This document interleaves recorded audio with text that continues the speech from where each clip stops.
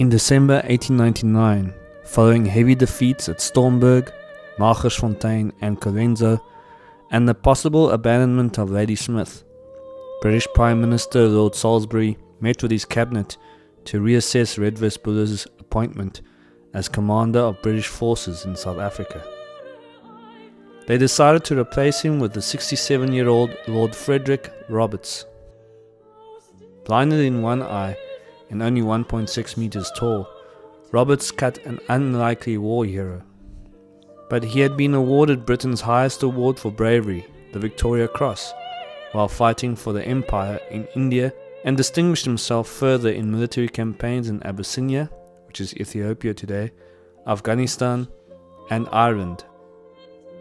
Even before Black Week, Roberts wrote to Secretary of State for War, Lord Lansdowne, airing his concerns of Buller.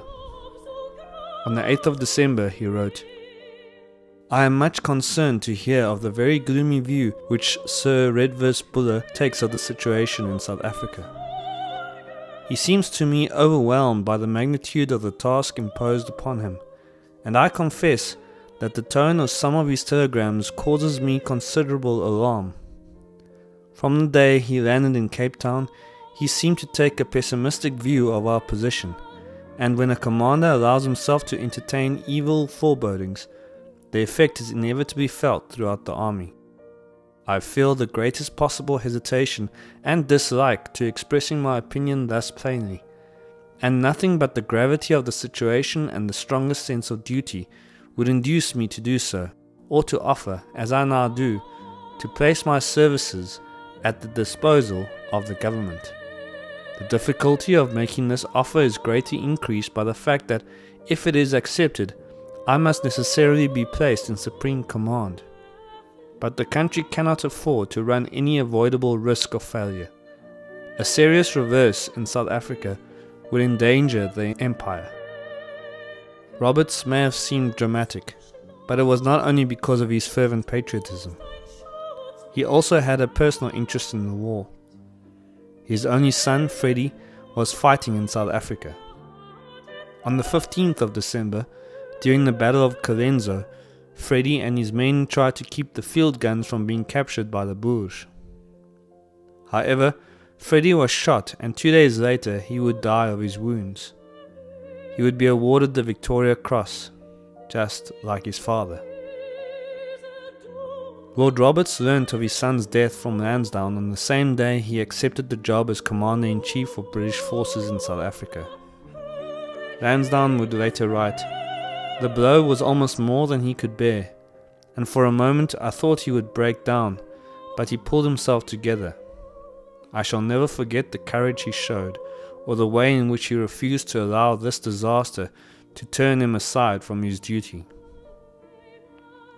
Despite the tragedy, Roberts left Britain for arguably his most difficult assignment to date.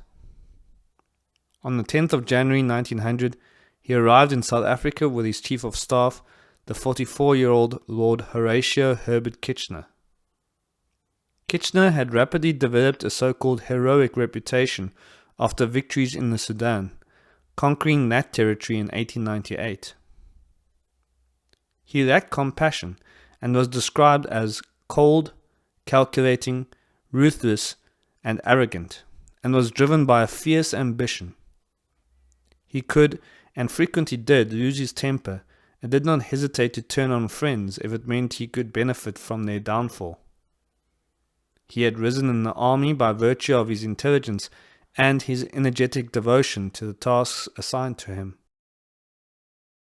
When Roberts and Kitchener arrived in South Africa, the situation for the British looked dire. Colesberg was in the hands of Boer forces under command of Christian de Wet. Gattaca was struggling to hold his position. Rebellion in the Cape Midlands was very much a threat. Methuen was still unable to advance any further than the Modder River, and Ladysmith, Kimberley, and Mafeking were still besieged. To add to this, as we have already seen in the last lecture, the British would suffer another humiliating defeat at the Battle of Spioenkop, merely 2 weeks after Roberts and Kitchener's arrival. But importantly, men, weapons, and supplies were pouring into South Africa at a remarkable rate, and the fighting strength of British forces had risen to 86,730 men and 270 artillery guns. As we have seen, these men came from all over the British Empire. While Britain had men and supplies flooding into South Africa, it sought to cut the Boers' supply lines. The only route from both republics to the outside world without going through British territory was the railway line that ran from Pretoria to the port of Lorenzo Marques, or Maputo today, in Portuguese East Africa, Mozambique. To block this route, the British implemented an ambitious blockade in December 1899 and January 1900. They even resorted to boarding several foreign vessels and rerouted them to Durban to have their cargoes examined. When they saw that these tactics were creating a diplomatic incident, the British cunningly stationed agents at Lorenzo Marques to buy up the cargoes destined for the Boer republics as they landed. Roberts also did away with Buller and Methuen's tactics of frontal attacks and replaced them with outflanking maneuvers. He mustered a so-called Grand Army of 60,000 men at Methuen's camp south of the Modder River in preparation for a new offensive. Roberts's plan was to take the bulk of this army on a wide swing around the eastern end of the Boer positions at Magersfontein, away from the railway line, and launch his army onto the plains towards Bloemfontein, and then from there he could sort out the other problems like the siege of Kimberley. Though Kimberley had been under siege for nearly 4 months, it was not in any danger of imminent collapse. Its 50,000 civilians had grown accustomed to daily shell fire by Boer artillery. But Roberts was forced to alter his plan in order to appease Rhodes, who insisted that the relief of Kimberley should take priority. For Roberts's plan to work, he needed to move quickly, and for this, he needed horses. Thus, he gathered all his cavalry and hurriedly formed a cavalry division under command of John French. On the evening of the 10th of February 1900, Roberts assembled his senior cavalry officers and told them that they were about to have the greatest chance cavalry has ever had. You remember what you are going to do all your lives, and when you have grown to be old men, you will tell the story of the relief of Kimberley. A few hours later, at 3 a.m., on the 11th of February, the so-called Great Flank March began. Methuen and his 5,000 men faced the Boers at Magersfontein, while Roberts took 18,000 infantry, 7,795 cavalry and mounted infantry, plus several thousand non-combatants, and began his invasion of the Orange Free State. Meanwhile, Piet Cronje, thinking that Methuen was simply creating a diversion, sent out only a few small forces, including one under Christian de Wet, to counter Roberts's army, resulting in several skirmishes. But de Wet soon discovered the size and direction of Roberts's force, and dispatched one of his men to warn Cronje. However, this would be too late. On the 15th of February, French's force cut through the Boer lines at Klipdrift and ultimately relieved Kimberley. After 4 months, the siege of Kimberley was over. This came as a shock to Cronje. He had learnt of the build-up of the British army on the Modder, but he assumed that the British would launch a frontal attack again. In preparation for this, his men had built an elaborate system of trenches and other field fortifications protected by barbed wire at Magersfontein. These all faced south, but the British were now behind him. Cronje could hardly believe that the British had cut themselves off from their railway and that all of his careful preparations were now useless. He then ordered Espier de Toy, in charge of the ZAR burghers besieging Kimberley, to retire to 14 Streams, and J.S. Ferreira, commander-in-chief of the Free State forces, was ordered to join him further up the Modder, where he planned to move in the hope of taking up new positions to protect Bloemfontein.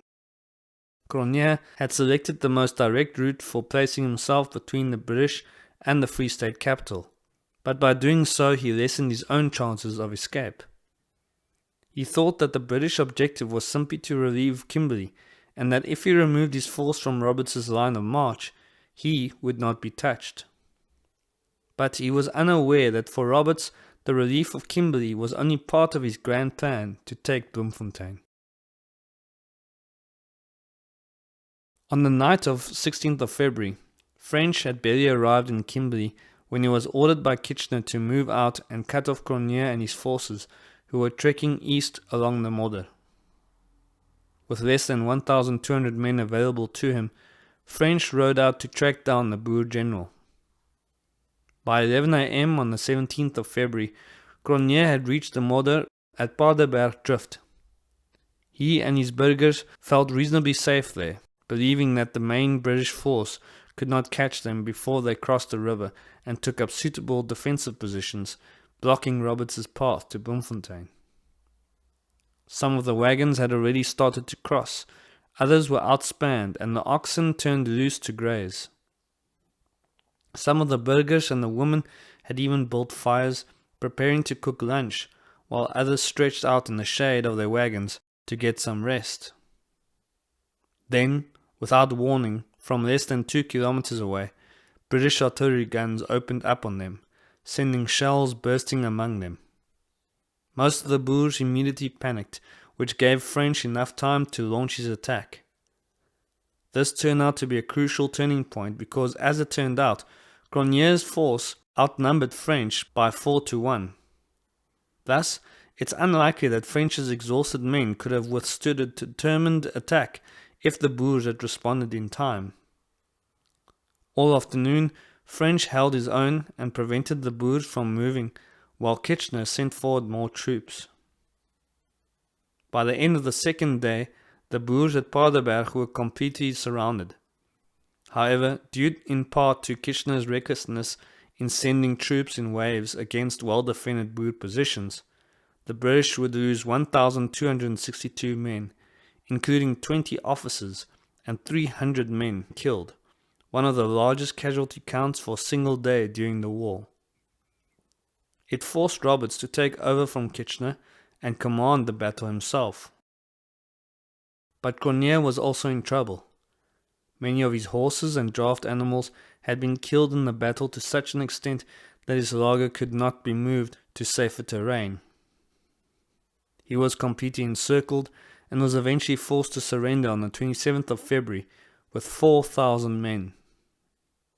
As a result, the Boers' western front collapsed, and burghers fled in confusion. 2 weeks later, on the 13th of March, Roberts occupied Bloemfontein. The southern front also collapsed when Boers retreated due to the threat of being cut off in the north. Between February and April, they were obliged to retreat in scattered commandos through the eastern Free State. On the Natal front, Buller eventually organized a flank attack and broke through the Boer lines on the 27th of February. The Boers around Ladysmith fell back, and Ladysmith was relieved on the 28th of February. The second British offensive had therefore succeeded on all three fronts. Cronje's defeat at Paardeberg was a valuable lesson for Boer military leaders. At a war council held at Kroonstad on the 17th of March, the Boers decided to continue the fight with mounted commandos, but without large wagon laagers. This was an important step towards changing tactics to guerrilla warfare. Dynamic leaders, such as the 45-year-old Christian de Wet in the Free State and Louis Botha and Koos de la Rey in the ZAR, had emerged, and after Piet Joubert's death on the 28th of March 1900, Botha succeeded him as head of the ZAR forces. De Wet, as chief commandant in the Free State, enthusiastically supported the new style of mobile warfare. His preferred targets were isolated British columns, which Roberts had spread along the Bloemfontein-Pretoria railway line and later throughout the southern and southeastern Free State.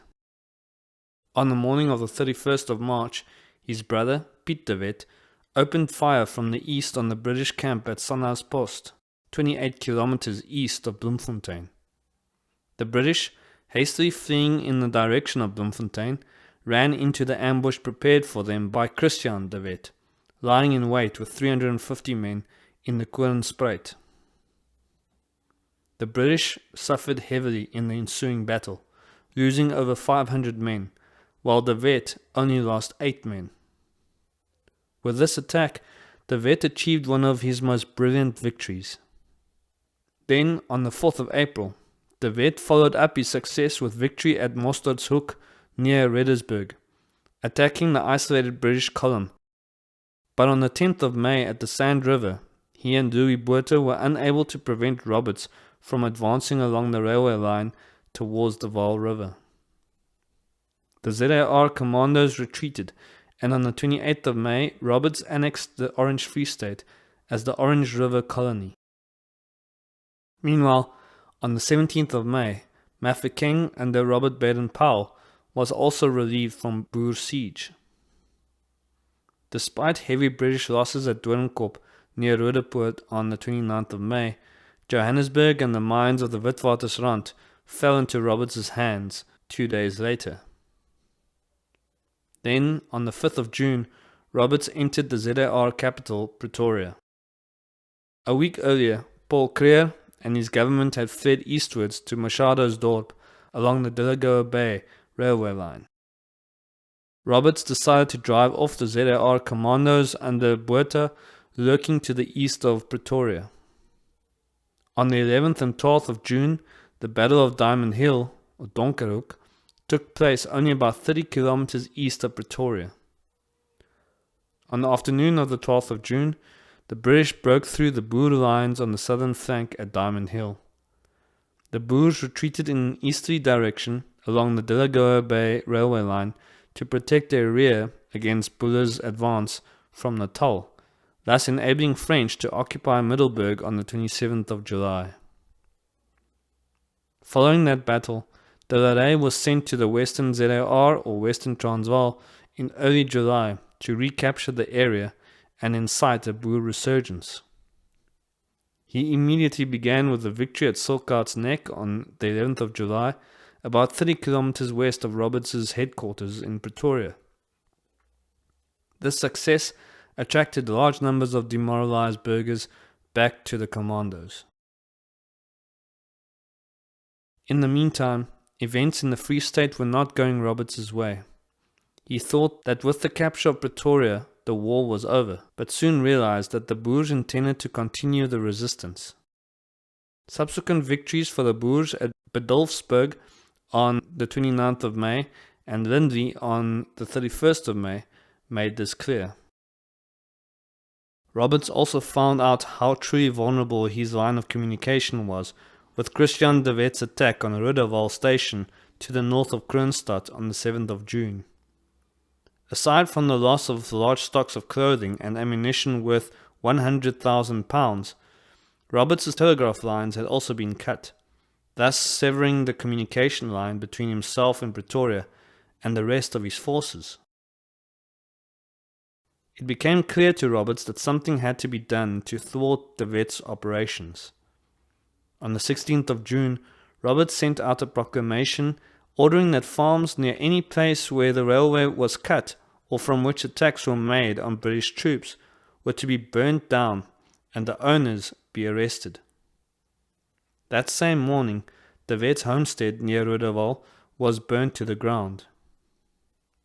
Even though such a tactic had been used occasionally since January, Roberts now legalized it. A British officer, Captain March Phillips, describes a particular farm being burnt by him and his men. I had to go myself the other day, at the general's bidding, to burn a farm near the line of march. We got to the place and I gave the inmates, 3 women and some children, 10 minutes to clear their clothes and things out of the house, and my men then fetched bundles of straw and we proceeded to burn it down. The old grandmother was very angry. Most of them, however, were too miserable to curse. The woman cried and the children stood by holding on to them and looking with large frightened eyes at the burning house. They won't forget that sight, not even when they grow up. We rode away and left them, a forlorn little group, standing among their household goods, beds, furniture, and gimcracks strewn about the veldt, the crackling of the fire in their ears, and smoke and flames streaming overhead. The worst moment is when you first come to the house. The people thought we had called for refreshments, and one of the women went to get milk. Then we had to tell them that we had come to burn the place down. I simply didn't know which way to look. Other officers thought their actions were justified. Captain R.F. Talbot wrote in his diary, "I went out this morning with some of my men ostensibly to get vegetables, but joined the Provost Marshal and the sappers in a farm burning party, and we burnt and blew up 2 farms with gun cotton, turning out the inhabitants first. It is a bit sickening at first, turning out the women and children, but they are such brutes, and the former all spies. We don't mind it now. Only those are done which belong to men who are sniping or otherwise behaving badly." In their haste to clear the farms, soldiers would sometimes start torching the house with women and children still in the house. Christina Nienaber was a toddler when British soldiers came to her family's farm. She recalls, "My mother says I was still in the house when they started to burn it, so she ran in to go and grab me.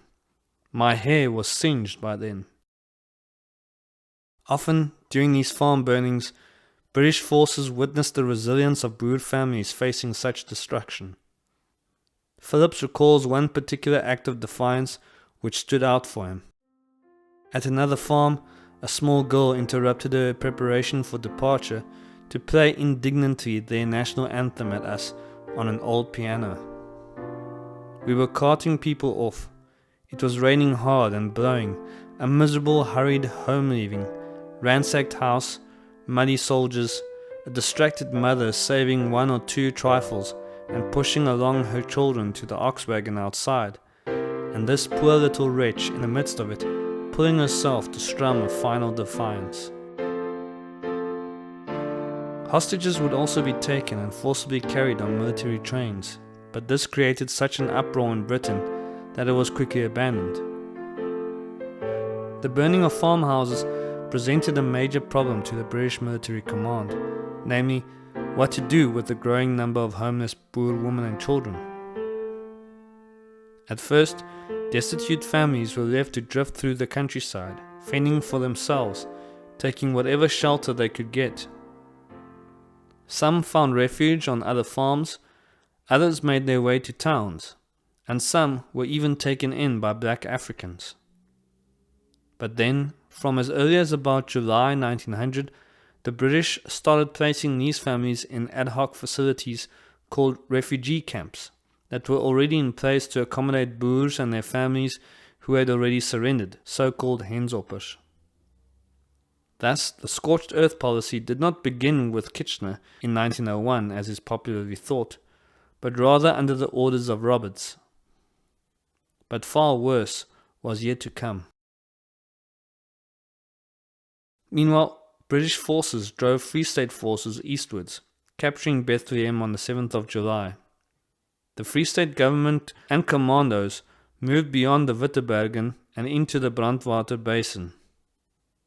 De Wet and President Steyn were able to escape from the basin, along with the rest of the Free State government as well as 2,000 men. The remaining Free State commandos were to leave in 3 groups through the treacherous mountain passes surrounding the basin. But Boer leadership in the basin argued about who should be in charge, and eventually dissension grew. Meanwhile, British columns occupied the exit passes. Around 1,500 men under Piet Fourie managed to escape, but on the 30th of July, Martinus Prinsloo surrendered with as many as 3,000 men. Within a week, around 1,400 more men would also surrender. As a result, over half of the Free State forces were out of the war. But crucially, De Wet was still at large. Roberts believed that if he could capture De Wet, the war would well and truly be over. So he initiated a large-scale pursuit of the elusive Boer general known as the First de Wet Hunt. British columns totaling more than 50,000 men were deployed to search for de Wet across the eastern and northern Free State, as well as the western Transvaal. But de Wet succeeded in escaping the British net on the 14th of August through a daring maneuver of crossing the Magaliesberg at Olifant's Neck near Rustenburg. De Wet's tactics, combined with mobility, strict discipline, and an effective reconnaissance corps led by Dani Tron and Gideon Skeepers, were largely responsible for his success.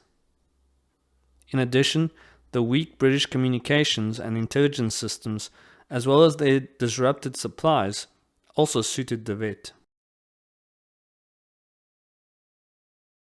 Following the failure of the first de Wet hunt, Roberts decided to return his attention to an earlier operation of advancing along the Delagoa Bay railway line. The main Boer force under Louis Botha were forced to fall back, and Creer and his government moved by train further east from Machadasdorp to Waterval onder.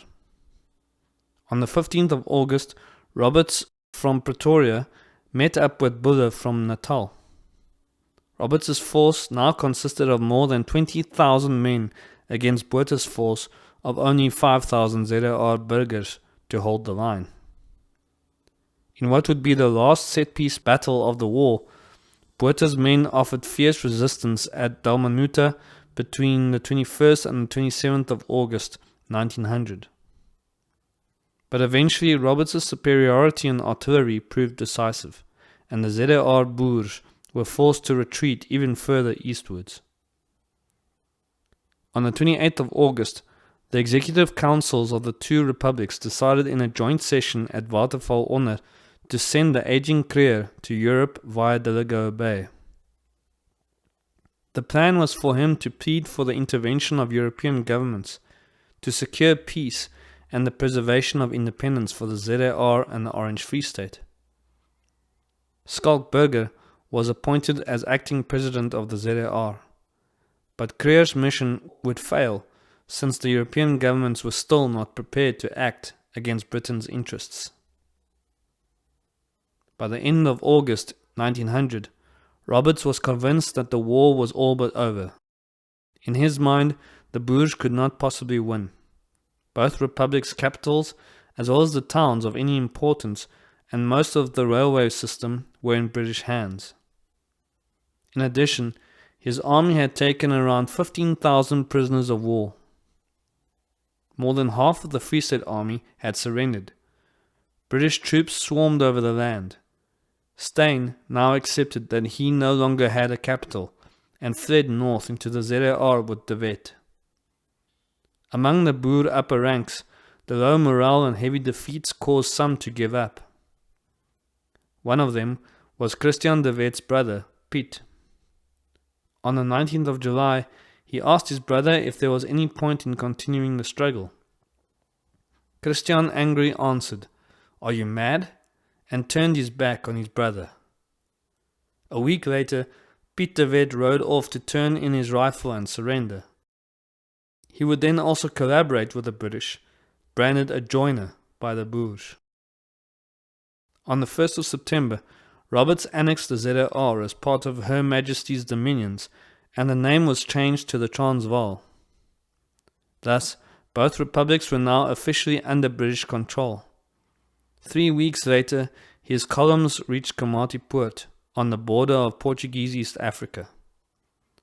Roberts reported to the Secretary of State for War that with the occupation of Komatipoort and the dispersal of Commandant General Louis Botha's army, the organized resistance of the two republics might be said to have ceased. It appeared that there was not much more for the army to do, and a civil administration under Alfred Milner would soon take over. The entire ZAR south of the Delagoa Bay railway line was now in British hands, or so it appeared. In reality, the Boers' spirit for fighting had not entirely been crushed as Roberts had hoped.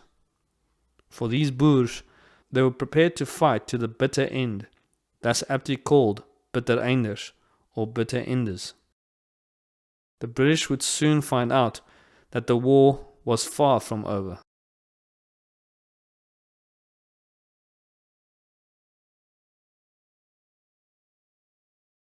From about late August 1900, de Wet and Botha began sending commandos back to their respective districts, with orders to engage the British whenever the opportunity arose. The commandos were split into smaller groups that were easier to move and hide. When an isolated British column was sighted, a commando could be reassembled at lightning speeds to mount a surprise attack.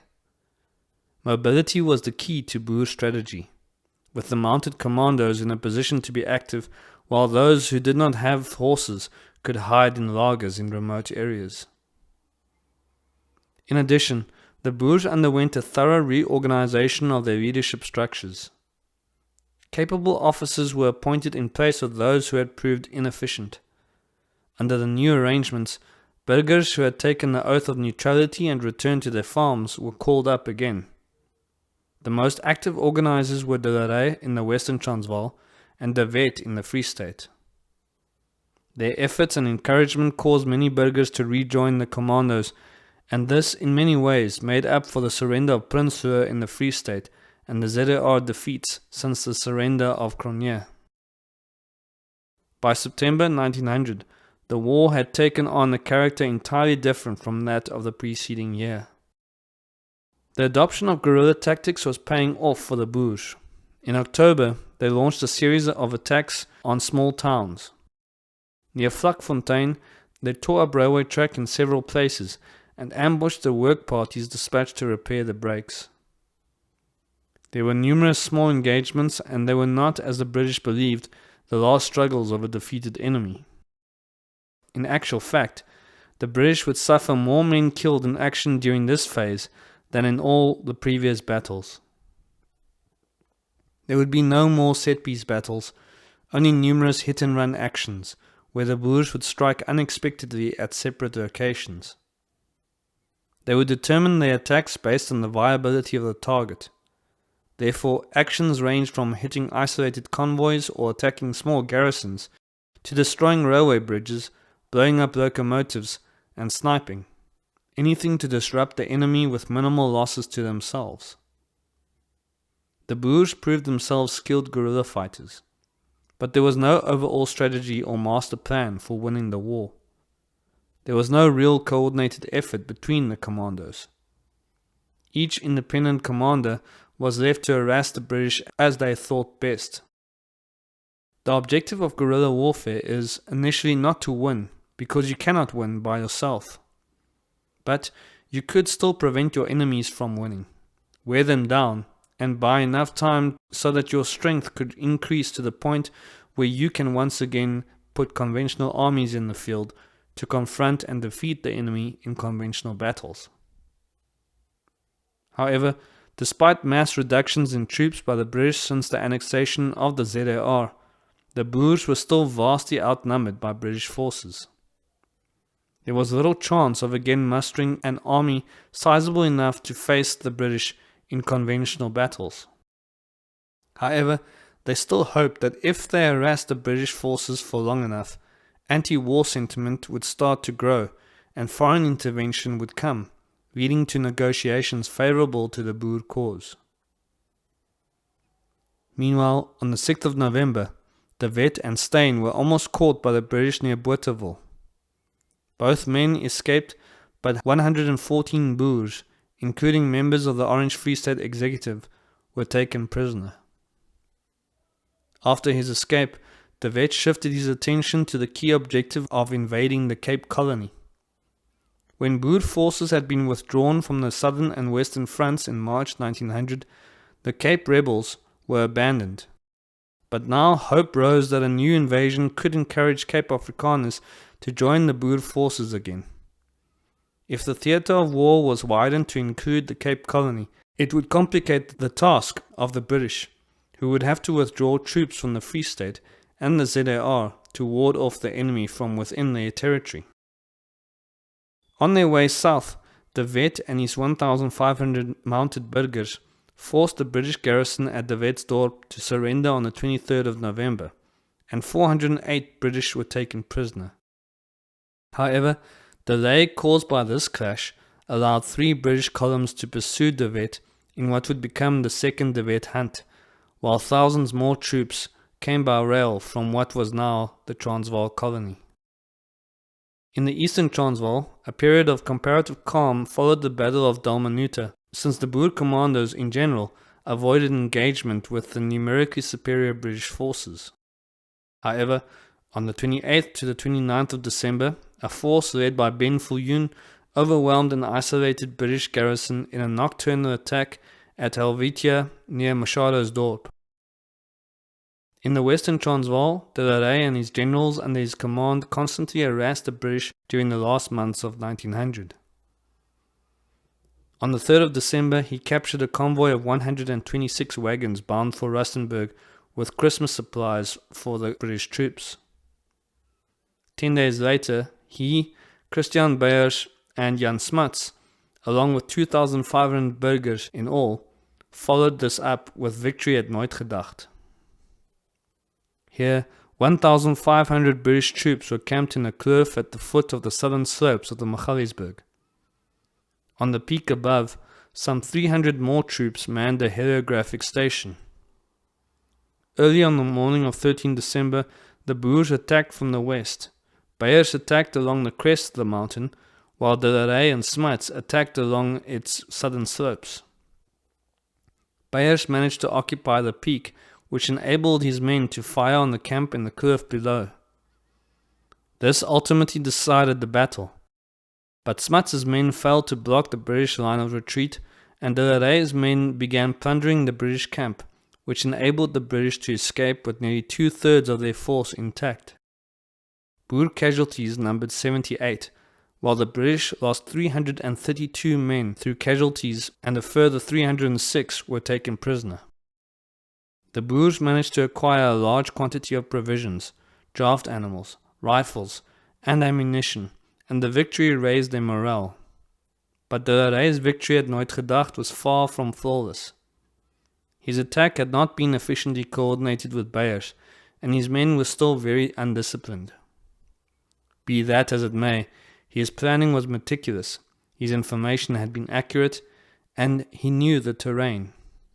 He had achieved victory through the use of 2 important principles of war: speed and surprise.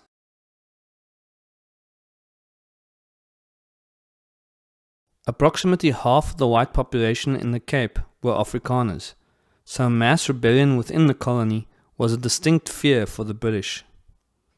It was the main staging base for Roberts' army, and a rebellion from within could complicate matters for the British, even bring them to negotiate for peace. Thus, the Boers were desperate to incite rebellion there. Numerous attempts were made by Boer forces to invade the Cape Colony. An early invasion in the Prieska area in February and March 1900 had achieved some success initially, but it was easily thrown back.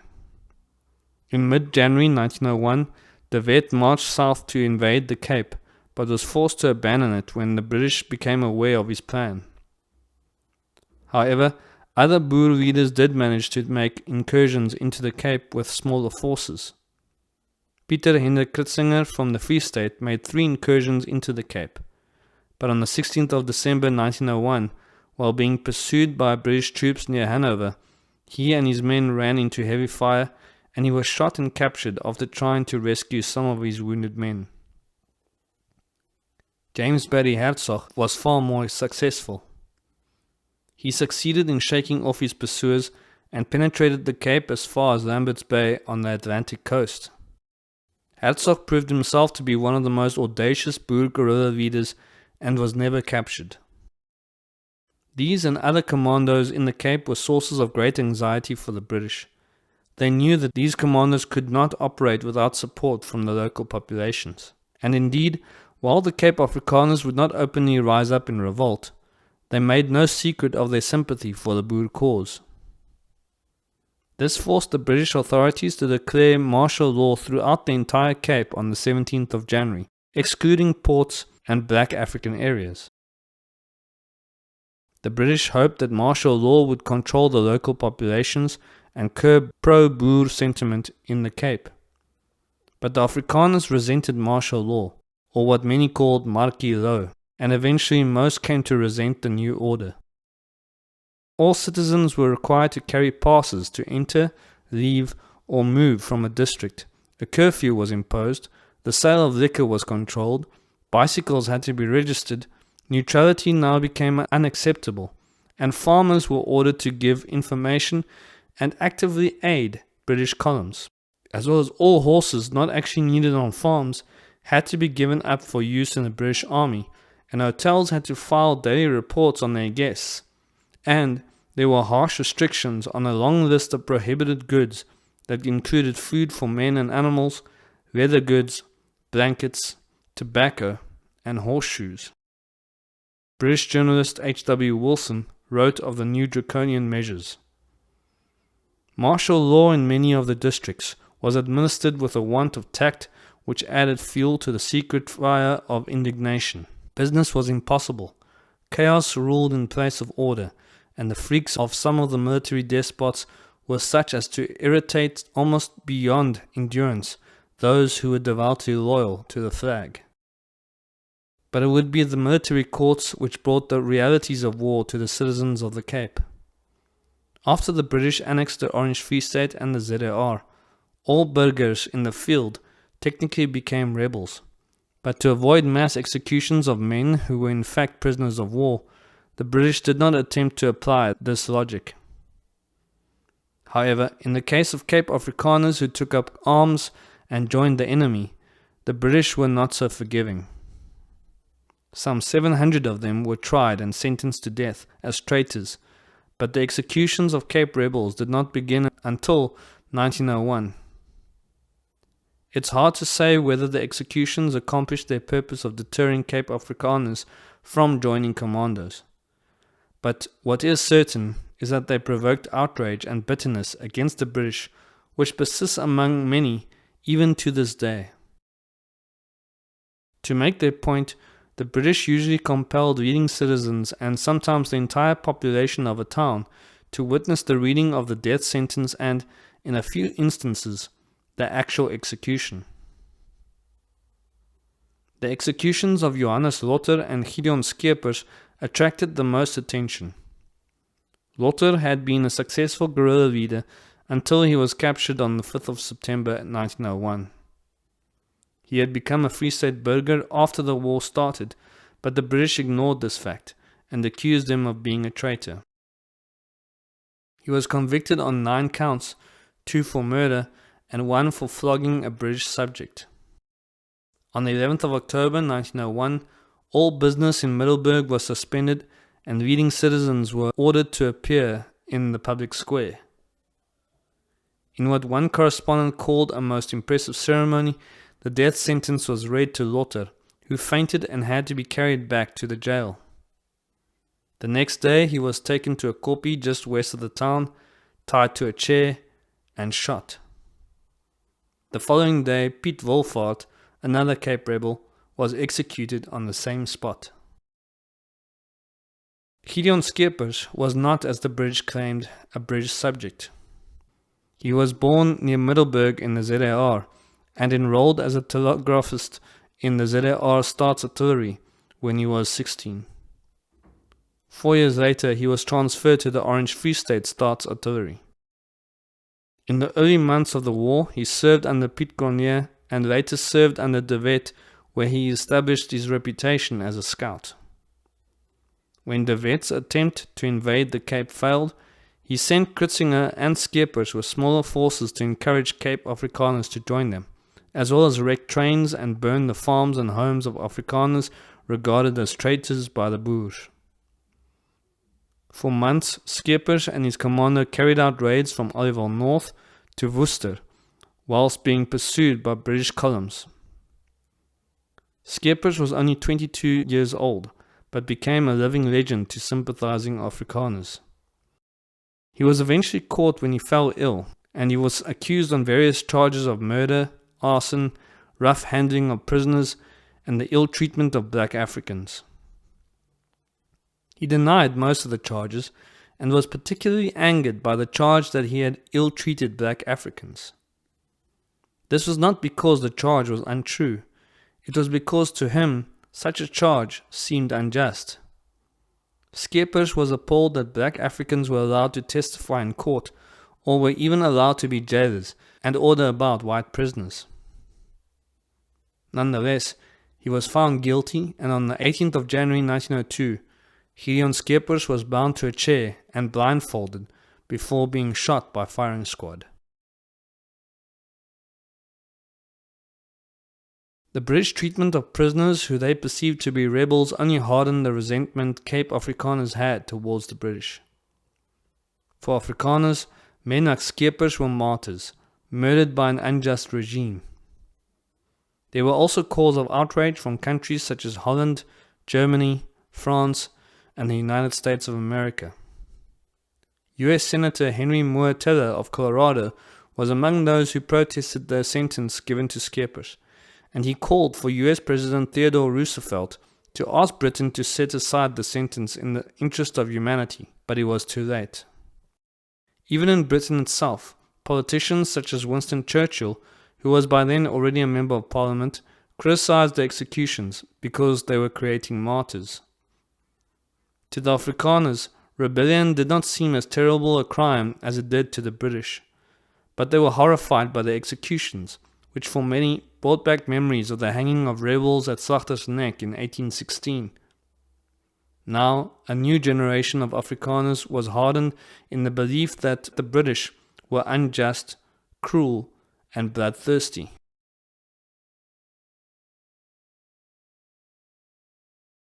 Another Boer commander who was technically a Cape rebel and led a commando into the Cape was Jan Smuts. Born and raised in the Cape, Smuts attended Victoria College in Stellenbosch when he was 16.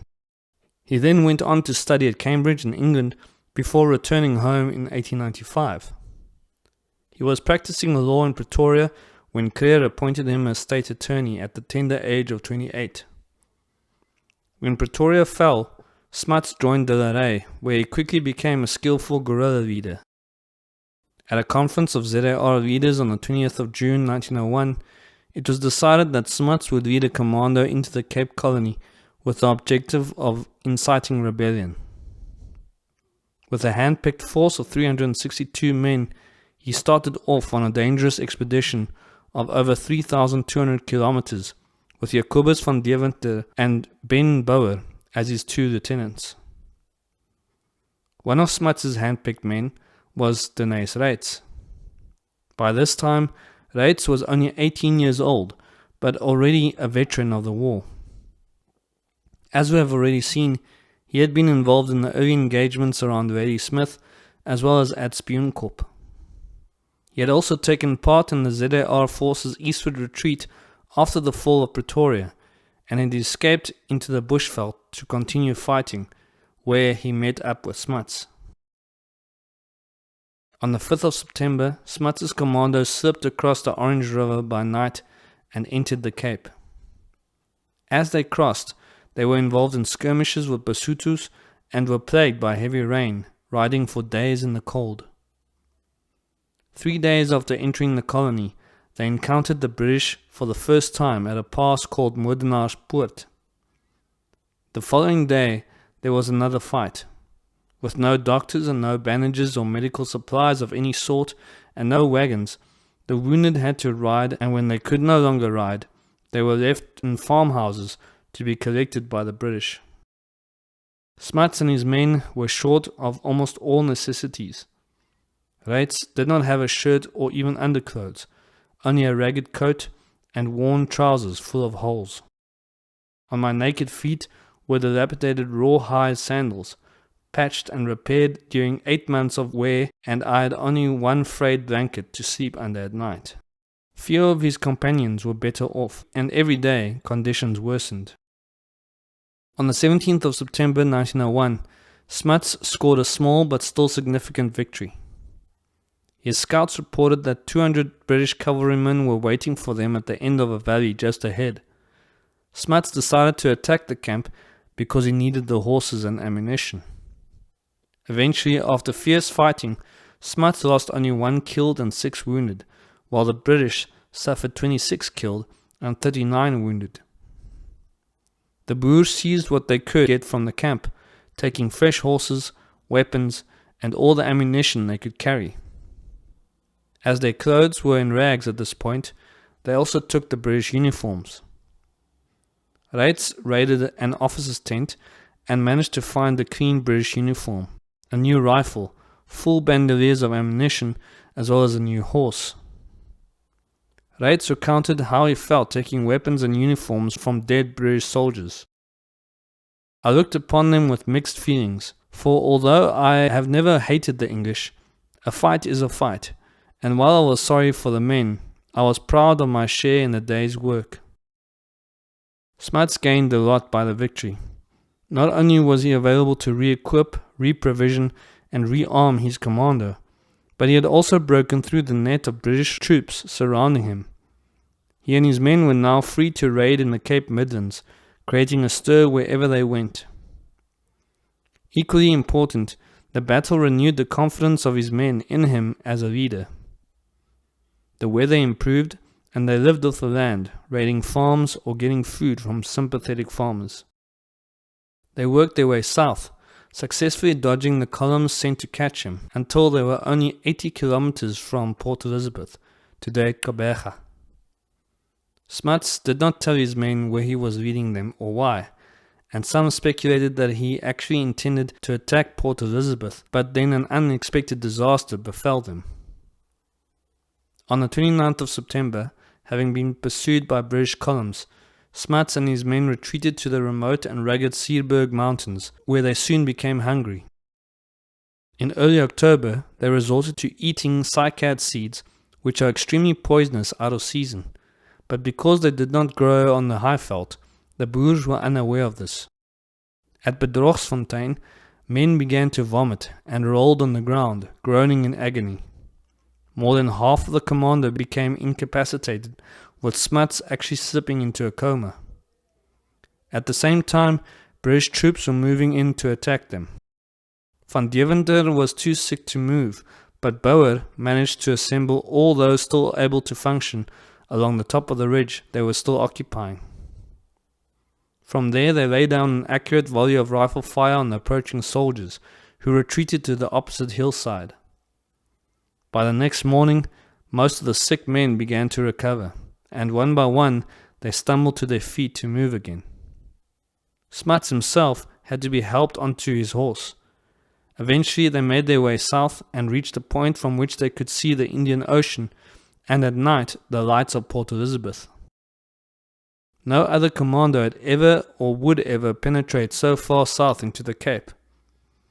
After numerous scouting parties were ambushed by British patrols, Smuts abandoned his attempt to go further south and rather headed for the Western Cape. To create more mobility as well as to confuse the British, Smuts divided his force. Van Deventer took charge of one half and led them by a separate route to a rendezvous to the Calvinia district. When Smuts reached the Western Cape, he linked up with numerous small bands of Cape rebels. They got as far as Van Reinsdorp, only about 260 kilometers north of Cape Town, and only 40 kilometers from the Atlantic Ocean. They later wheeled north and laid siege to O'Keepe until the end of the war. Smuts had failed to create a general uprising of the Cape Afrikaners, but his invasion was considered a success as it drew off large British forces which could have been used against the Boer forces of De la Rey, De Wet, and Botha.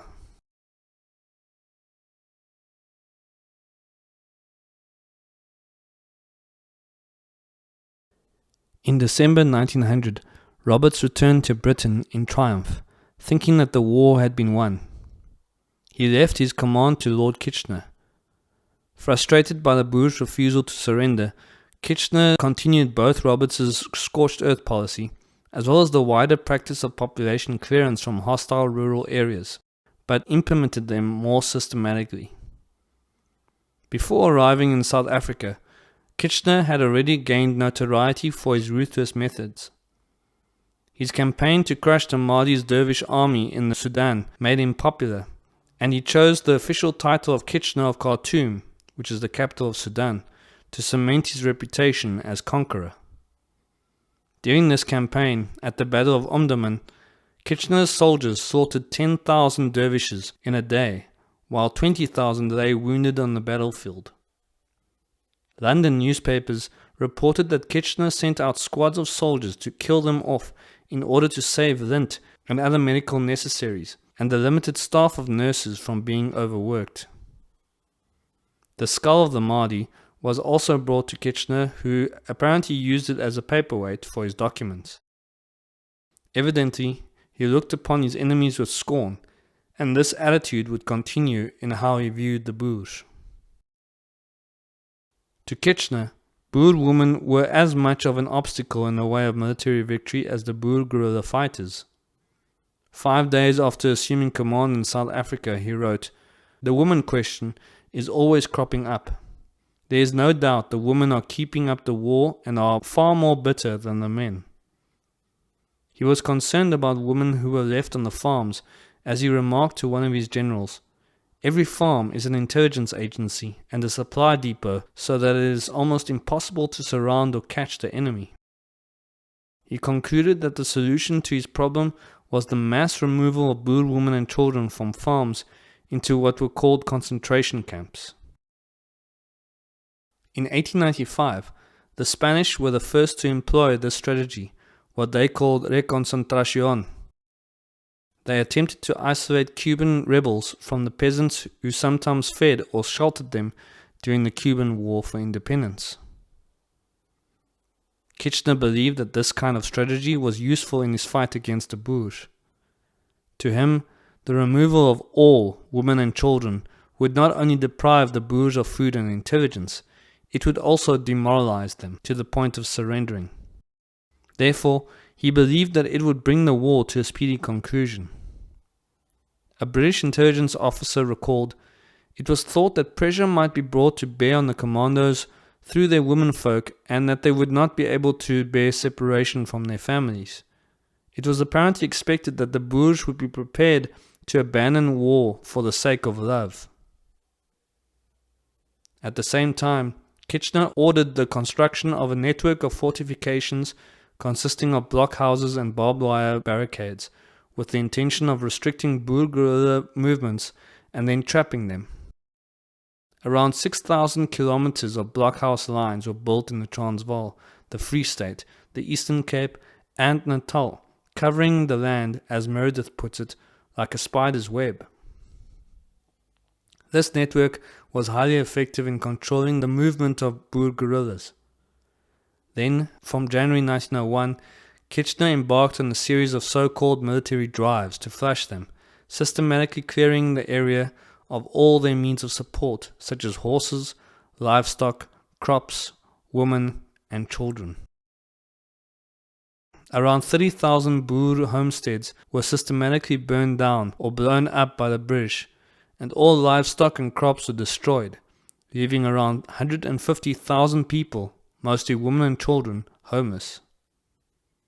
The families were then forcibly hauled off to the concentration camps. There were at least 45 camps built for white internees, while another 64 were built to house the black Africans also displaced by scorched earth. Kitchener gave little if any thought to the nature and administration of the camps. The military administrators in charge of the camps were ignorant and incompetent. Accommodation in tents was primitive. Internees were given only meager food rations. There was usually a shortage of water, and latrine facilities were rudimentary with unemptied buckets standing in the sun. Added to all of this, medical care was ineffective. Due to Kitchener's drives, a continuous influx of internees into the camps led to a massive problem of overcrowding. For example, in March 1901, there were approximately 44,000 Boer women and children and old men in these camps. Less than 6 months later, that number had risen to 105,000. Unsurprisingly, conditions rapidly deteriorated. Terrible outbreaks of diseases such as typhoid, measles, and diphtheria killed many in the camps, including children. Hester Johanna Maria Eys was only 7 years old at the time when she was interned in one of these camps at Baturi. She would later recall, "The camp was lice infested. My aunt had to cut all my hair off. Thousands of newcomers arrived at the camp. Hundreds became sick. The marquee hospital tents were always full. The doctors worked day and night. People died like rats. Carts came down the rows of tents to pick up the dead. There were funerals every day." As disease and malnutrition took hold, the death rate began to climb. The British government was well aware of how dire conditions were. Secretary of State for War at the time, Sir John Broderick, sent a message to Kitchener. "Pretty bad reports have been received here at the state of the Bloemfontein lager in January." Broderick cited insufficient water, milk rations, typhoid prevalent, children sick, no soap, no forage for cows, insufficient medical attention. He asked Kitchener for a full report to help defend himself from political attack. He wrote, "I think I shall have a hot time of these probably in most cases inevitable sufferings or privations. War, of course, is war." Kitchener replied that he had everything under control, and even went as far as to describe the Boer inmates as happy. It was not until Emily Hobhouse, a 41-year-old Englishwoman, launched her own investigation into the conditions of the concentration camps that it gained public attention. When the first news of farm burnings and evacuation of Boers to so-called refugee camps reached Britain, Hobhouse established the South African Women and Children Distress Fund with the purpose of providing food and clothing to those Boers interned in the camps. In December 1900, she travelled to South Africa with 12 tons of supplies the fund had collected. However, she was not prepared for the suffering, illness, and death she found in the camps. She first went to the camp at Bloemfontein, the largest in the Free State, where she found 1,800 people living in tents on the bare veld with no trees or shade in sight. She was immediately alarmed not only by the hardship of the place, but also the death rate. She wrote, "I began to compare a parish I had known at home of 2,000 people where a funeral was an event and usually of an old person. Here, some 20 to 25 were carried away daily. The full realization of the position dawned upon me. It was a death rate such as had never been known except in times of the Great Plagues. The whole talk was of death. Who died yesterday? Who lay dying today? Who would be dead tomorrow?" She later went on to detail her findings of the camp. "The shelter was totally insufficient.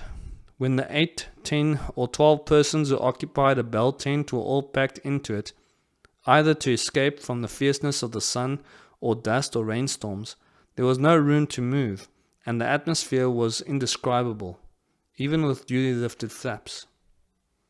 There was no soap provided. The water supplied would not go round. No kartels or bedsteads or mattresses were to be had. Those, and they were the majority, who could not buy these things must go without. Fuel was scanty. The food ration was sufficiently small, but when the actual amount did not come up to the scale, it became a starvation rate." She noticed that the camp conditions were unsuitable for any person, but it was particularly bad for children. She wrote, "It presses hardest on the children. They droop in terrible heat, and with the insufficient, unsuitable food, whatever you do, whatever the authorities do, and they are, I believe, doing their best with very limited means, it is all only a miserable patch on a great ill." In her view, the military personnel in charge had little idea of how to cope with the situation. She accused them of crass male ignorance, stupidity, helplessness, and muddling. Hobhouse then travelled to other camps finding similar conditions. By the time she returned to the Bloemfontein camp in April, the numbers there had doubled. She wrote, "More and more are coming in. A new sweeping movement has begun, resulting in hundreds and thousands of these unfortunate people either crowding into already crowded camps or else being dumped down to form a new one, where nothing is at hand to shelter them. Colonel says, what can he do? The general wires, expect 500 or 1,000 at such a place, and he has nothing to send there to provide for them. No wonder sickness abounds. Since I left here 6 weeks ago, there have been 62 deaths in camp, and the doctor himself is down with enteric or typhoid. 2 of the Boer girls were trained as nurses, and who are doing good work, are dead too. Although her visits were confined to the white camps, Hobhouse was aware of the black African camps and mentioned in her report that these camps also required a serious investigation. She sailed back to England determined to expose the brutality of Kitchener's scorched earth policy and the death and suffering that was occurring in the concentration camps. Her cause was taken up by opposition politicians critical of the war. Liberal politician David Lloyd George accused the government of pursuing what he called a policy of extermination against women and children.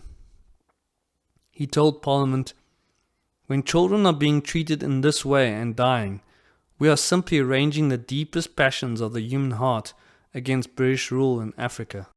It will always be remembered that this is the way British rule started there, and this is the method by which it was brought about."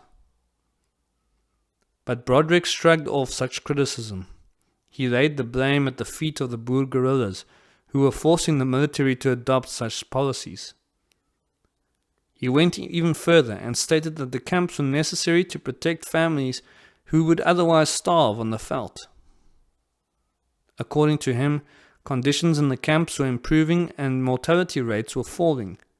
He denied claims that they had not done enough to make the camps sanitary and preserve human life. In addition, government supporters tried to rubbish Hobhouse's claims altogether. In After Pretoria, the Guerrilla War, H.W. Wilson criticized Hobhouse's observations, stating, "She made no allowance for whatever the special difficulties of war. She knew nothing of the normal conditions of Boer life, or of the state of dirt and squalor in which a large proportion of the camp inmates usually lived." What Wilson fails to mention is the British military's gross incompetence to provide for the internees once they systematically destroyed their homes and means of subsistence. As Kitchener's sweeps continued, even greater numbers were packed into the camps. In August 1901, the whole population in the camps reached 105,000 whites and 32,000 blacks. With illnesses and malnutrition prevalent in every camp, death rates rose monthly. In August 2,666, in September 2,752, and in October 3,205. In October, Hobhouse tried to visit South Africa again, but she was arrested and compelled to return to Britain. It was not until an official all-ladies commission headed by suffragette Millicent Garrett Fawcett confirmed Hobhouse's findings and recommended major reforms that the British government saw fit to take remedial measures. From November 1901 onwards, the camps came under formal civilian administration and conditions steadily improved. But for many civilians, these measures came too late. In all, some 26,000 Boers died in concentration camps from disease and malnutrition. This was about 1/10 of the Boer populations of both the old republics. Most of them were children under the age of 16. In black concentration camps, where the population eventually rose to 116,000, some 20,000 died, also mostly children.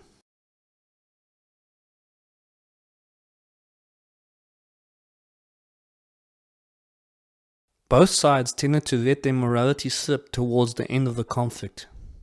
English author and physician Arthur Conan Doyle, author of the Sherlock Holmes books, worked in the field hospital in Bloemfontein between March and June 1900. He observed, "The war had lost much of the good humour which marked its outset. A fiercer feeling had been engendered on both sides. In the opening phases of the conflict, The Boers initially observed the rules of war as they understood them, but this started to change as their situation became more desperate. Boer commandos entering the Cape regularly burned down farms and houses of those who they felt were pro-British, often without any evidence. The burning of farms in the Cape was in part a retaliation for the scorched earth policies meted out by the British, but unsurprisingly, the British perceived the Boer burning of farms more heinous. In fact, they argued that the two situations were incomparable. Wilson tried to explain this logic when speaking of the burning of public buildings and private homes by Gideon Skeepers' commando at Maritzburg on the 6th of July 1901. Wilson wrote, "The case was altogether different from the British burning of farms in the Boer territories, where there was a strategic purpose and an ulterior aim, which could only be secured by such acts. This savage and senseless act of his caused fresh panic throughout the colony." Boers would also plunder black African villages for supplies, regardless of whether they were pro-British or not. In addition to burning and plundering, Boers regularly wore captured British uniforms. This was against the accepted rules of warfare, but often their circumstances were so dire that they had no other choice. Some Boers had been in the field for months, and their clothes had become rags, offering no protection from the elements. Due to Kitchener's scorched earth policy, the Boer guerrillas were cut off from their sources of supply. There would be no other clothing available to them, except those that they seized. Most Boers were ignorant of how serious it was to wear the enemy's uniform. They liked the warm clothes, and many also enjoyed presenting a military appearance. But others used the uniforms for more sinister purposes. For example, 2 young burghers from Smuts' commando wearing British uniforms were scouting when they unexpectedly ran into the British patrol. One of the burghers, fluent in English, called out, "Don't fire! We are 17th Lancers." The British officer in charge of the patrol, Captain Watson, hesitated long enough for both Boers to open fire, killing Watson and one of his men. The death of Watson was much publicized, and Kitchener used it to justify the shooting of Boers caught in British uniforms. Thus, it escalated the commission of war crimes. For example, the British came upon a foreign volunteer, the Hollander Piet de Ruyt, who overindulged in liquor at an inn and was fast asleep. When the British found him, he was also wearing a Lancer's uniform, and they subsequently shot him. One of the most infamous atrocities committed by British troops during the war was by an Australian officer, Harry Morant, and other men of the Bushveld Carbineers. This was a counter-guerrilla unit consisting of many Australians formed by the British. Morant had joined the Carbineers with his friend Percy Hunt in 1901. They were soon posted to Fort Edward in the remote parts of the northern Transvaal. In August 1901, while on patrol, Hunt was killed by a group of Boers and his body was mutilated. Morant took command of Hunt's group and pursued the Boers who had killed his friend. The patrol captured one of them, the 20-year-old Floris Visser. Visser was wounded and unarmed, but Morant still had him shot. Morant then later ordered the execution of 8 Boers who approached the base wishing to surrender. A similar incident took place shortly afterwards, in which Morant and 2 others killed another 3 Boers. A passing German missionary was also shot shortly after leaving Fort Edward, allegedly because the missionary might have reported the shooting of prisoners. Morant and 5 other Bushveld Carbineer officers were arrested by the British military on the 7th of September 1901 and were charged with murder. At the end of the court-martial, Morant, Peter Hancock, and George Whitten were convicted of murdering 12 prisoners. Morant and Hancock were sentenced to death, while Whitten was given a life sentence. On the 27th of February 1902, Morant and Hancock were executed by firing squad. Interestingly, during the trial, Morant repeatedly insisted that they were acting on the orders of their superiors, including Kitchener, with the mandate to not take any prisoners. After the executions, many wondered why Kitchener had sanctioned the trial and hasty execution of officers who were carrying out what had become a common practice in the war.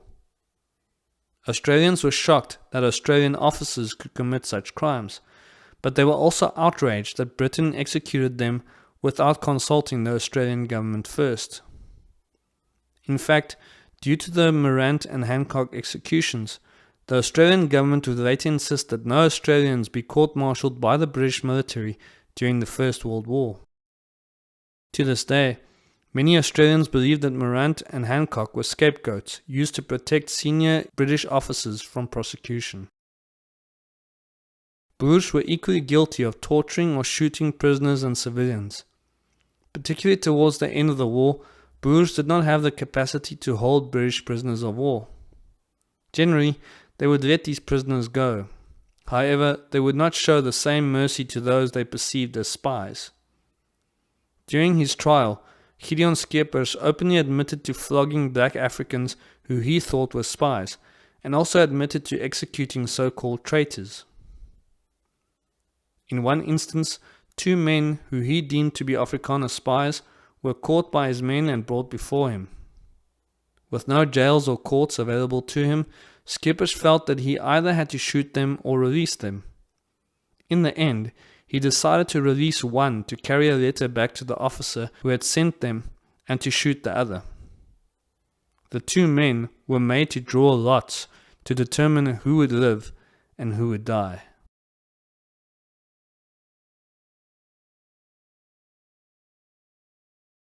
Kitchener and Botha had already met on the 28th of February 1901 at Middelburg for peace talks. Kitchener, while more lenient, still demanded that the republics should surrender their independence and become British colonies. Unsurprisingly, this was unacceptable to Botha, so the war continued.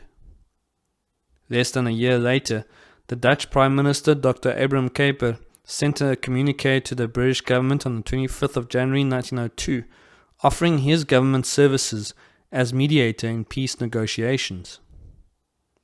Understanding that the Free State leaders would probably oppose peace movements, Kitchener sent copies of his correspondence on the subject only to the ZAR government. The outcome was that the 2 Boer governments met at Klerksdorp on the 9th of April, and then with Kitchener in Pretoria 3 days later. It was decided that the burghers still in the field should elect a number of delegates to meet at Vereeniging and decide whether to enter into peace negotiations with the British, with or without recognition of the independence of the republics. Between the 15th and the 17th of May, 60 delegates from the ZAR and Free State held talks at Vereeniging. Some of the delegates were in favour of surrender, while others insisted on continuing the struggle. The plight of women and children in the concentration camps, the increasing threat posed by armed black Africans to both the burghers on commando and to Boer families roaming the veld, the devastation of the land in the 2 republics, and the resultant shortage of food were raised as convincing arguments for ending the war. Boer representatives submitted the delegates' proposals to Kitchener and Milner in Pretoria on the 19th of May. The most important of these was the Republic's readiness to sever their foreign ties and become British protectorates. Kitchener and Milner firmly refused to conduct negotiations unless both republics completely surrendered their independence. Smuts and Hertzog then proceeded to work out terms of peace with Milner and came up with the following proposals. Burghers on commando were to lay down their arms and acknowledge the British monarch as their sovereign. Boer prisoners of war would be repatriated to the Transvaal and Orange River colonies, provided they took the oath of allegiance to the Crown, in which case they would be allowed to retain their personal possessions and freedom. The Dutch language would be taught at school and permitted in the courts. As soon as circumstances allowed, self-government would be granted to the Transvaal and the Orange River colonies. Issue of the vote to black Africans would not be decided before the former republics attained self-government. Britain would make a sum of £3 million available for the reconstruction of the devastated regions. On the 21st of May, their proposals were sent to the British government for approval. Between the 29th and the 31st of May, the Boer delegates met again at Vereeniging. 54 delegates voted for, while only 6 voted against these proposals. The peace terms were then formulated in Pretoria. On the evening of the 31st of May 1902, the peace treaty of Vereeniging was signed by members of the two Boer governments and by Kitchener and Milner at Melrose House in Pretoria. The war was over. The Boers had lost their independence.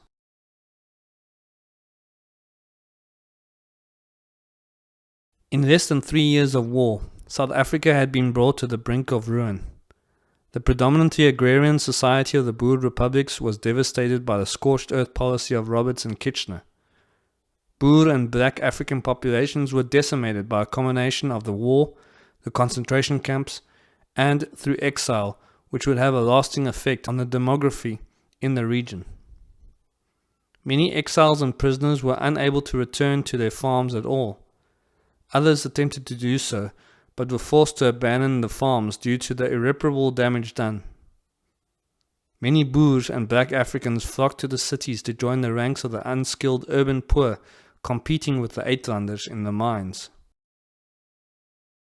The task of post-war reconstruction administration fell to Milner, the same man who advocated for the destruction of the two Boer republics. His job was to restore the economy, repatriate the people, and to recreate British institutions in this new society. To help him accomplish this, Milner selected a group of civil servants nicknamed Milner's Kindergarten. This group accomplished much in a relatively short time. They completely reorganized the police and prison administrations, developed a government hospital in Pretoria, established asylums for the insane, founded the leper colonies, reformed the labor laws and the whole machinery for the administration of justice, formed the public health department, enlarged and improved the railway system and the telephone and telegraph service, constructed public buildings, and in an attempt to Anglicize the Transvaal, Milner set out on a social engineering project, founding a series of schools known as the Milner Schools. These schools include modern-day Pretoria Boys High School, Pretoria High School for Girls, Jeppe High School for Boys, King Edward VII School in Johannesburg, and Potchefstroom High School for Boys. In addition, using the schools started in the concentration camps as his foundation, Milner established farm schools wherever a group of children could be collected. More than 200 of these schools were started in 1903 alone. But the greatest of his achievements was the resettlement of the land and the re-establishment of the agricultural base of the economy. To do so, he established the Repatriation Department. The problems involved in repatriation of resettling men, women and children, black and white, on a devastated land were tremendous. There were approximately 200,000 whites and 100,000 black Africans to be repatriated and given the means for survival. This included not only 30,000 prisoners of war and 110,000 people in concentration camps, but also the 4,500 South Africans who were discharged from the British Army and some 30,000 others, remnants of the Boer nations, still at large, homeless on the veldt. Despite a chronic shortage of labor, the mines increased their production, but they were unable to reach their pre-war level. Even before the war ended, Milner had pleaded for government encouragement of emigration to the new colonies. It had been Milner's hope that British immigrants would come to settle in the new colonies. Some Britons came, but not nearly enough to fulfill Milner's dream of making the Boers a minority. Many of the new colonists, not having the knack of raising crops and livestock on the veldt, soon became discouraged and left. In addition, the mines were unable to attract a sufficient number of black African laborers. So Milner sought a solution by importing indentured labor from China on short-term contracts. The first contingent of Chinese workers arrived in June 1904 on 3-year contracts. Over the course of the next 4 years, more than 60,000 followed, forming nearly 1/3 of the total mine labor force. But even though the introduction of Chinese labor helped to alleviate the situation on the Witwatersrand, the returning Uitlanders were calling for representative government and resented Milner's regime, which was for all intents and purposes a dictatorship in the name of the British Crown. Meanwhile, the attitudes of the Boers to their new rulers varied. Some could never suppress their hatred for the British.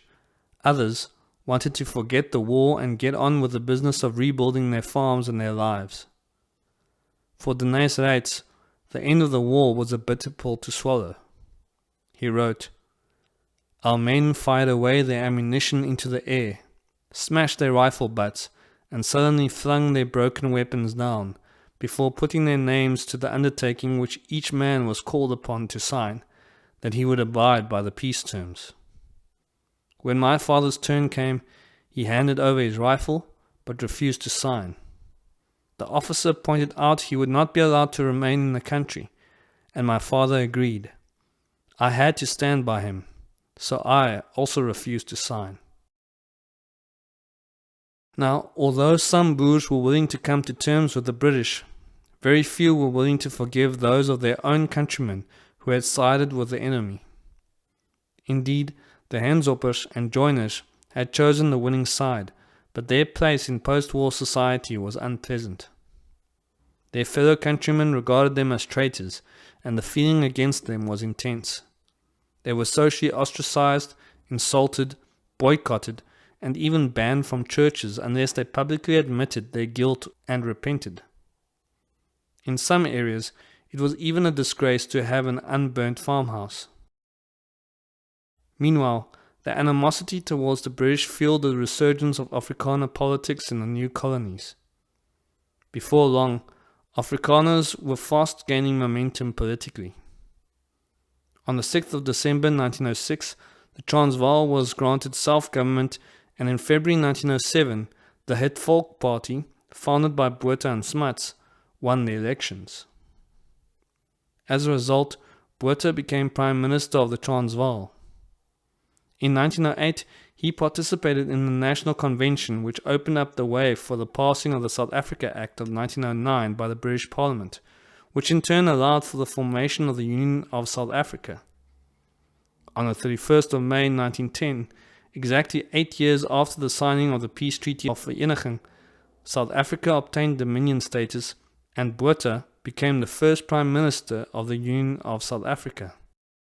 A year later, Botha and Smuts formed the South African Party, which would become the ruling party in South Africa until 1924.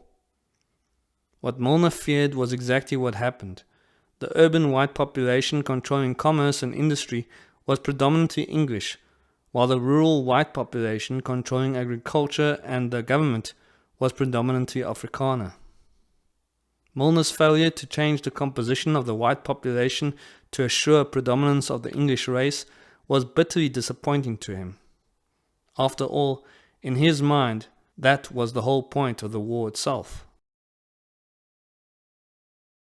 In addition, Afrikaner culture and the Afrikaans language did not wane in popularity as Milner had hoped. In fact, the Afrikaners' pride in themselves as a separate people was intensified. Afrikaner culture flourished as never before, and in 1902 already, the first Afrikaans dictionary was published, and Afrikaans literature began to replace Dutch. In 1925, Afrikaans would be recognized by the South African government as a distinct language, rather than simply a kitchen version of Dutch. Milner's plan of total Anglicization backfired. Instead, it galvanized an Afrikaner identity which vehemently resisted the language of the oppressor at the time. Ironically, 50 years later, black African students would be protesting the use of Afrikaans in schools, which they deemed to be the language of the oppressor. However, Afrikaners were by no means a united force. Some, like Smuts and Botha, decided to reconcile with their former foes and worked in partnership with them for the sake of the country's prosperity, much like Nelson Mandela calling for reconciliation and nation building with the former enemy in 1994.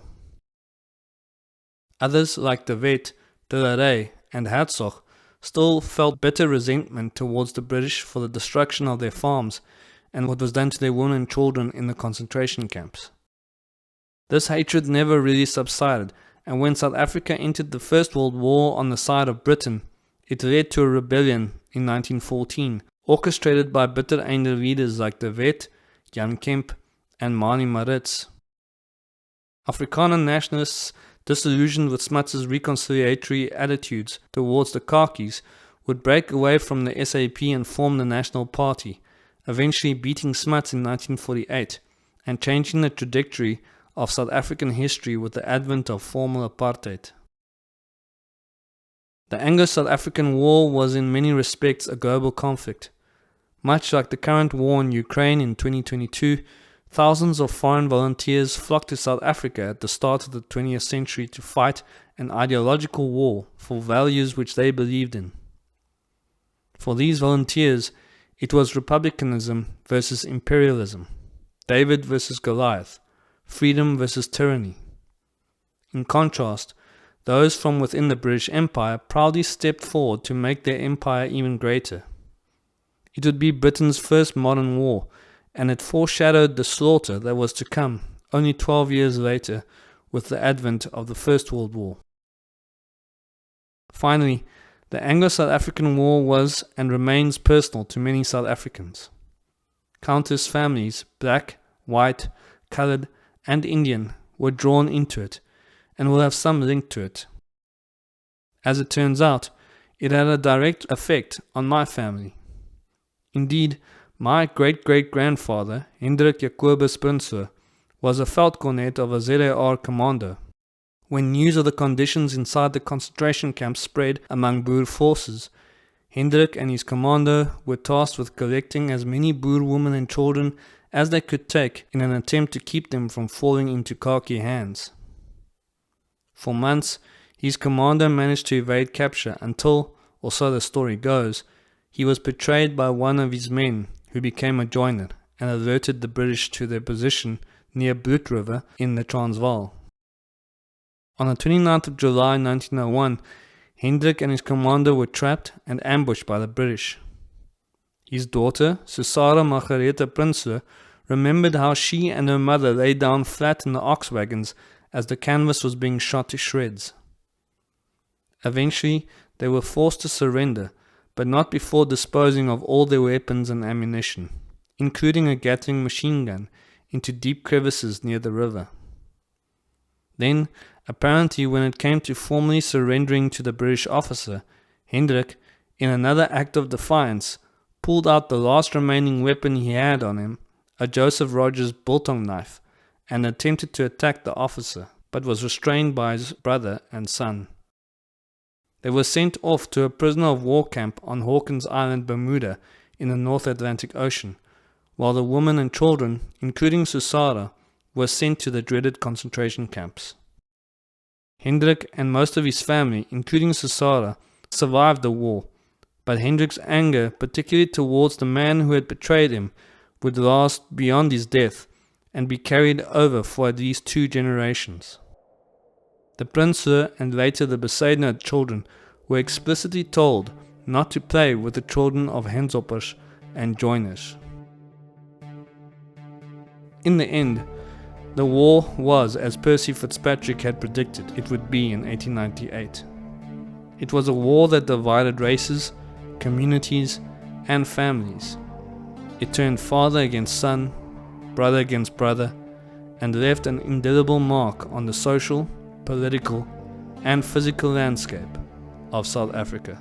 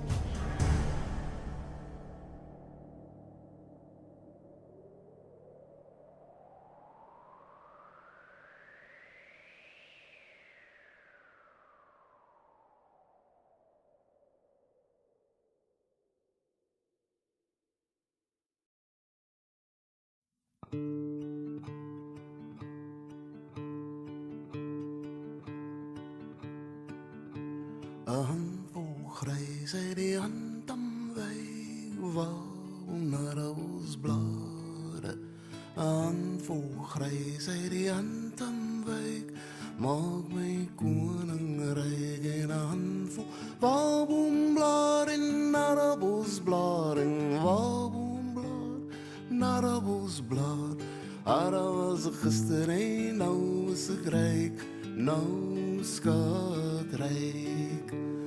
Ryk in herinnering en ryk in verbeel, waarboom narrebosblade.